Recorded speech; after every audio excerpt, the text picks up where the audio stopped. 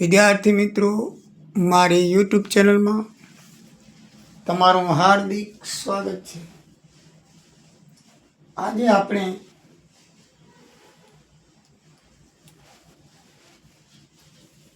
ધોરણ 11 ની અંદર હુંડી વિશે પ્રકરણ 4 માં જોઈએ તો ઉદાહરણ નંબર 6 અને 7 જોઈએ. આપણે આના અગાઉ નકરામણી ખર્ચ, નકરામણી એટલે શું, નકરામણી નોંધણી આધારી વિશે આપણે જોઈ ગયા. તો હુંડી પાકની તારીખ સુધી હુંડી લખનાર પાસે રાખી હોય ને તે નકારાય. હુંડી લખનાર પોતે જ રાખે અને નકારાય ત્યારે કેવી રીતે આમનું થાય. 1/11/16 ના રોજ વિકાસભાઈ ₹32,000ની 2 માસની હુંડી સુનીતા પર લખી, જેનો સુનીતાએ સ્વીકાર કર્યો. પાકતી તારીખે સુનીતા નાણાં ચૂકવી શકી નહીં. વિકાસભાઈએ હુંડીની નકરામણીની નોંધણી કરાવી, જેના ખર્ચના ₹320 ચૂકવ્યા. બંનેના ચોપડે આમનું લખો. તો વિકાસભાઈ છે એ હુંડી લખનાર છે. કોણ છે? હુંડી લખનાર. એટલે એના માટે હુંડી કેવી કહેવાય? હુંડી લખનાર છે.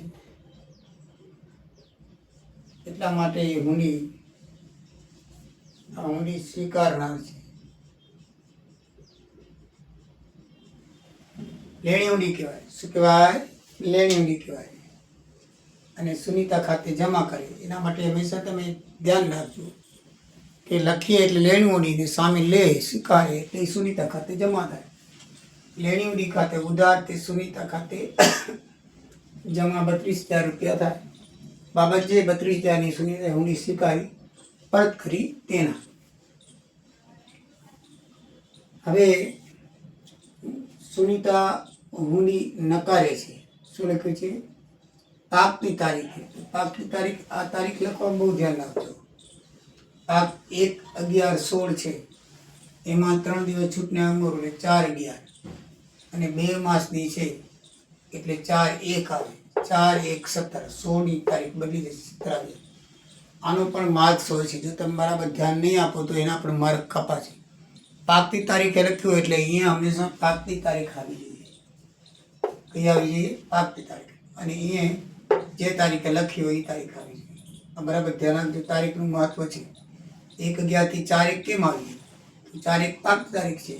1/11 ના લખાણી 3 દિવસ છૂટના એટલે 4/11 ને 2 મહિના 12 ને 1 એટલે 4/1/17 આવે. સુનીતા ખાતે ઉધાર ₹32,320. કારણ કે ₹20 છે નોંધણી આપણે કરાવી એને ચૂકવવાના હોય એટલે આપણે એના ખાતે ઉધાર શું? ₹32,320.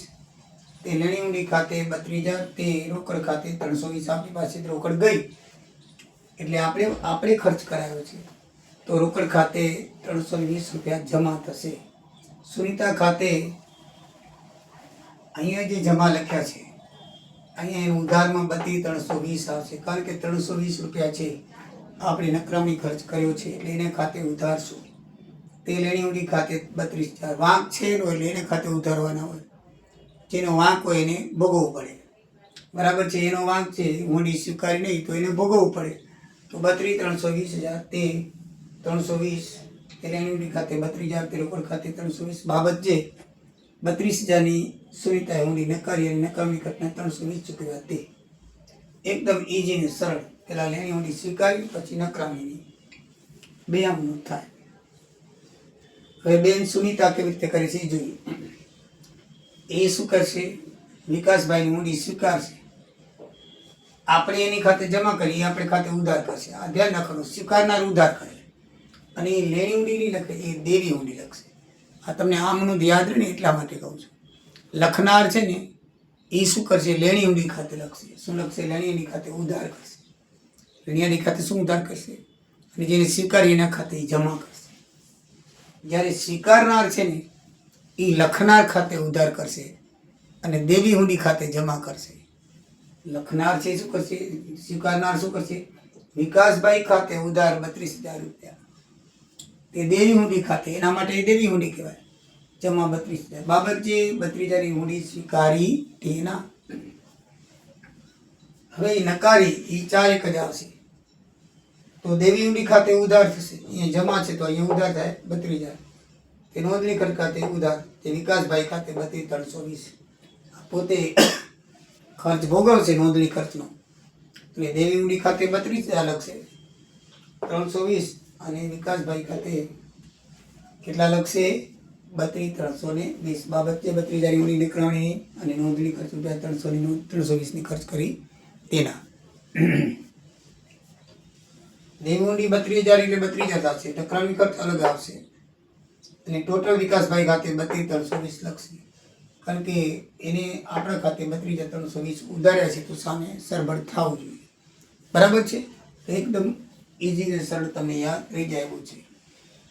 હવે અહીંયા તમે ઊંડી આપણી પાસે હતી ને નકરાણી, પણ માનો કે તમે બેંકમાં વટાવી લીધી અને ઊંડી પછી નકરાય, એક કે પૈસા તમને આપી દીધા, પછી બેંક જ્યારે ખાતામાં ચેક નાખે ને એના ખાતામાં પૈસા ન હોય તો શું થાય? એટલે આવ્યું છે, ઊંડી બેંકમાં વટાવી હોય ને 5 તારીખે ઊંડી નકરાય, આપણી પાસેથી આ બેંક પાસે ધ્રુમલી તારીખ 1/6 રોજ અવધ પાસેથી બાકી નીકળતી લેણી રકમ પેટે 36,000ની 3 માસની મુદતની ઊંડી લખી, જેનો અવધિ સ્વીકાર કર્યો તારીખ 4/7 રોજ ધ્રુમલે આ ઊંડી બેંકમાં વાર્ષિક 10% દરે વટાવી.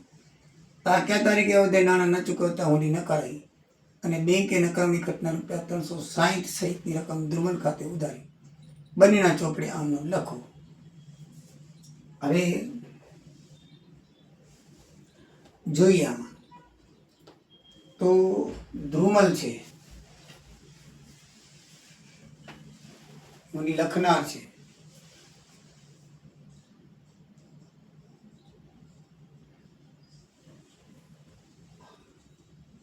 અવધ છે, સ્વીકારનાર છે.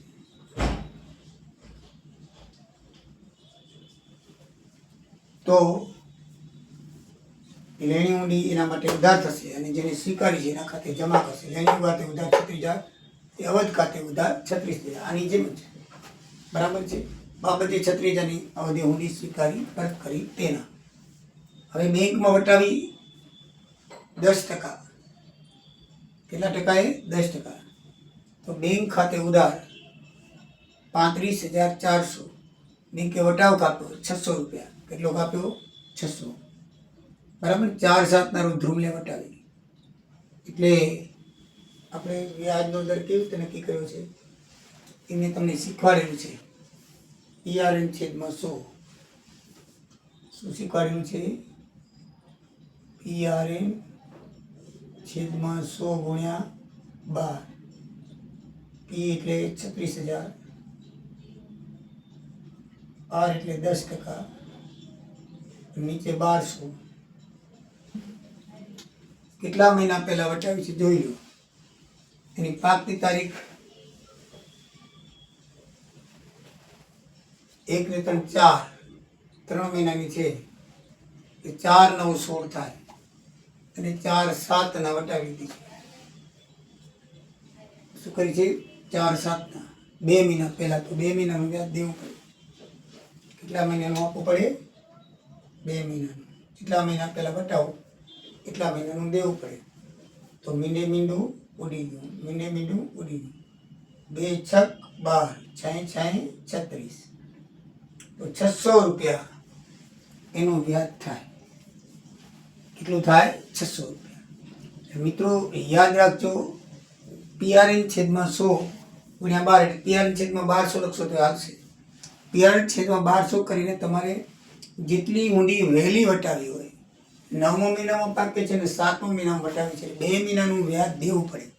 જેટલા મહિનાની વહેલી વટાવો એટલા મહિનાનું વટાવ લે તો 2 મહિનાનું વ્યાજ આપણે એને આપ્યું. બરાબર છે? તો બેંક ખાતે ઉધાર એ કાપી લેવાની. બેંક એટલા દેશે નહીં, 36,000 નહીં દે, 600 કાપીને 35,400 દેશે, એટલે બેંક ખાતે ઉધાર 35,400, વટાવ ખાતે 600, એ લેણી ઊંડી ખાતે 36,000 જમા થશે. બરાબર છે મિત્રો? બાબતે 36,000 ઊંડી બેંકમાં વટાવી, બેંકે 35,400 જમા કર્યા, તેના આપણા ખાતામાં બેંક 35,400 જમા કરશે. બરાબર છે? તો હવે આગળ જોઈએ તો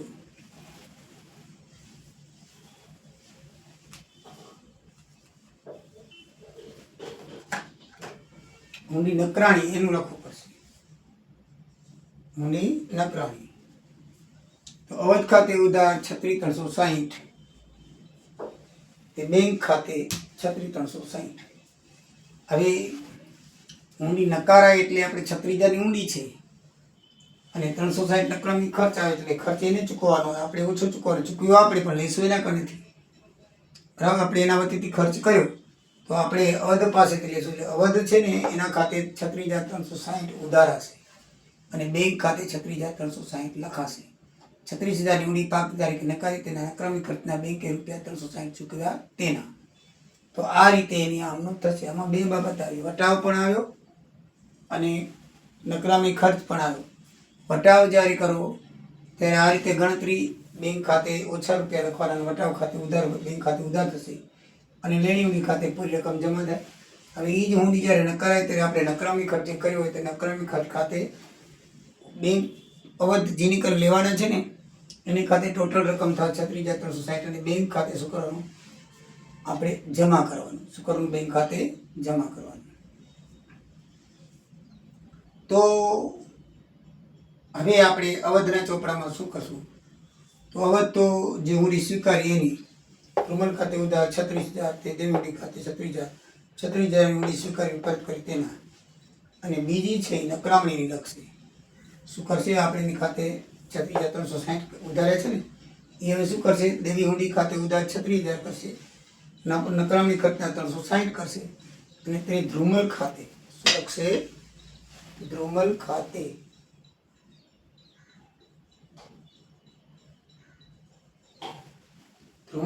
જમા 36,360 કરશે. બરાબર છે. આપણે 36,60 ના ખાતે ઉધાર્યા તો તે આપણે 36,360 આપશે. આ ઉધાર્યા હતા એ આપણે આપશે.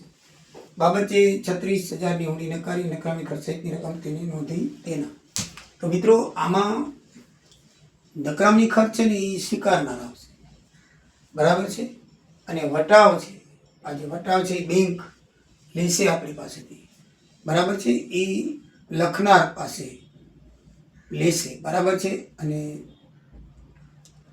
જે વટાવ છે એ લખનાર પાસે અને ખર્ચ છે એ સ્વીકારનાર પાસે આવશે. એટલે એને ભાગે આવશે. એ બરાબર ધ્યાન રાખજો. વટાવનું હંમેશા લેણી ઊંડીમાં આવશે અને ખર્ચનું છે એ હંમેશા દેવી ઊંડીમાં આવશે. બસ આટલું ધ્યાનમાં રાખશો તો મિત્રો કાંઈ તમને ઘણું બધું યાદ નહીં કરવું પડે. બરાબર છે. થોડીક પ્રેક્ટિસ કરજો, યાદ રાખજો તો વાંધો આવશે નહીં. જય સિયારામ, જય દ્વારિકાધીશ.